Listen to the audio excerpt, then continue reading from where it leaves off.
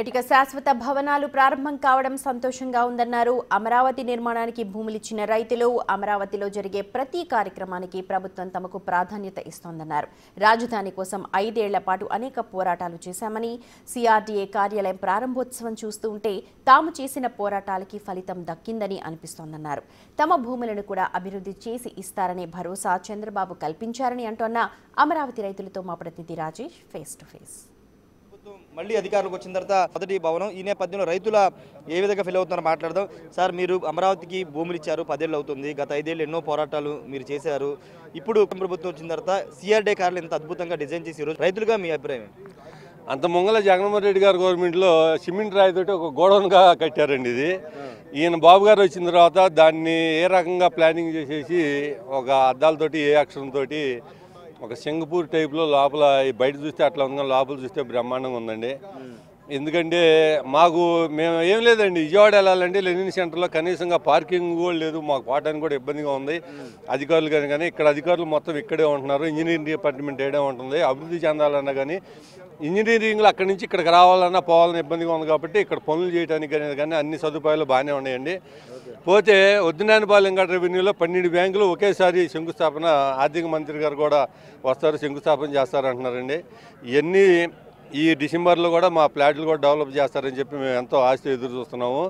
మీ ఏదైనా ఒక విజన్ నాయకుడు కాబట్టి చంద్రబాబు నాయుడు గారు ఈ 3 సంవత్సరాల్లో అమరావతి డెవలప్ చేస్తారని చెప్పి మాకు పూర్తి నమ్మకంతో ఉన్నామండి. సార్, మీరేం చెప్తారు సార్? ఒక భరోసా కలిగిందా? అంటే ఇప్పటి వరకు భూములు ఇచ్చిన రైతులు ప్లాట్లు డెవలప్ అవ్వట్లేదు, లేకపోతే రకరకాల కొంత అనుమానాలు వ్యక్తం చేశారు. కానీ ఇప్పుడు ఇంత పెద్ద బిల్డింగ్ ప్రారంభోత్సవం కాబోతుంది. రైతులుగా మీరేం చెప్తారు?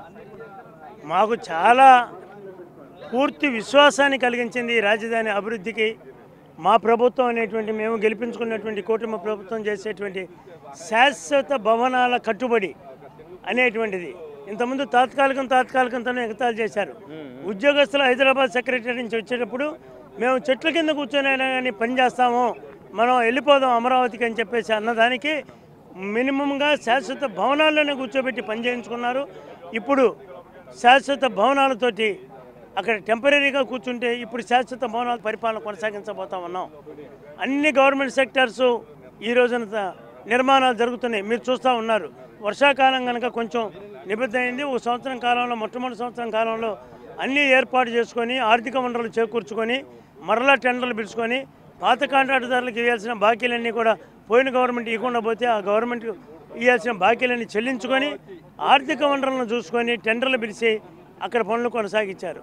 అదే పనిలో భాగంగా తొలి అడుగులో ఈ బ్రహ్మాండమైనటువంటి అమరావతి రాజధాని పరిపాలనా భవనాన్ని సిఆర్డీఏ భవనాన్ని ఈ రోజు ఇక్కడ 7 అంతస్తుల భవనాన్ని ఇటు పక్కన మున్సిపల్ అడ్మినిస్ట్రేషన్ మొత్తం కూడా ఇక్కడికి తీసుకొచ్చి పెట్టి మరి ఇంత విశాలమైనటువంటి బ్రహ్మాండంగా కట్టబోతున్నారు అని అంటే ఈ రాష్ట్ర రాజధానిని ఏ రకంగా తీర్చిదిద్దబోతున్నారు అనేది మాస్టర్ ప్లాన్లో ఏ రకంగా ఉందో అదే రకంగా గ్యారంటీగా ఈ రాజధాని నిర్మాణం జరుగుద్ది. అటు రైతుల ప్లాట్లలో కూడా 3 సంవత్సరాల కాలంలో అన్ని మౌలిక వసతులతోటి మా ప్లాట్లు, మాకు రిటర్నబుల్ ప్లాట్లు కూడా ఇస్తారనేటువంటి నమ్మకము ఈ యొక్క భవనాన్ని చూసిన తర్వాత, ఈ శాశ్వత కట్టడాన్ని చూసిన తర్వాత కలుగుతూ ఉంది. మాకు పూర్తి విశ్వాసం ఉంది. ఈ రాష్ట్రాన్ని ఏదైతే ఈ దేశంలో ముఖ్యమైన ప్రధాన రాజధానుల్లో ఒకటిగా చేస్తానని ముఖ్యమంత్రి గారు ఆనాడు చెప్పాడు. దానిని కూటమి ప్రభుత్వం చేసి తీరటానికి, ప్రజలకు అందించడానికి, ఈ రాష్ట్రానికి అందించడానికి కంకణం కట్టుకుందని చెప్పేసి పూర్తి విశ్వాసంతో మేము ముందుకు పోతున్నాం.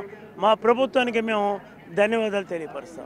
ఇది ప్రభుత్వానికి ధన్యవాదాలు చెప్తున్నామని అమరావతి రైతులంతా కూడా చెబుతున్నటువంటి సిచ్యువేషన్ అయితే కనబడుతుంది. పూర్తిగా భూములు ఇచ్చిన రైతులు కూడా చాలా సంతోషంగా ఉన్నారు. నిర్మాణాలను కూడా త్వరగా పూర్తి అవుతానే నమ్మకం, భరోసా ఈ సిఆర్డీఏ కార్యాలయం ప్రారంభోత్సవం ద్వారా తెలుస్తుందని రైతులందరూ కూడా చెప్తున్నారు. కెమెరా పర్సన్ శ్రీనివాస్తో రాజేష్, బిగ్ టీవీ, అమరావతి నుండి.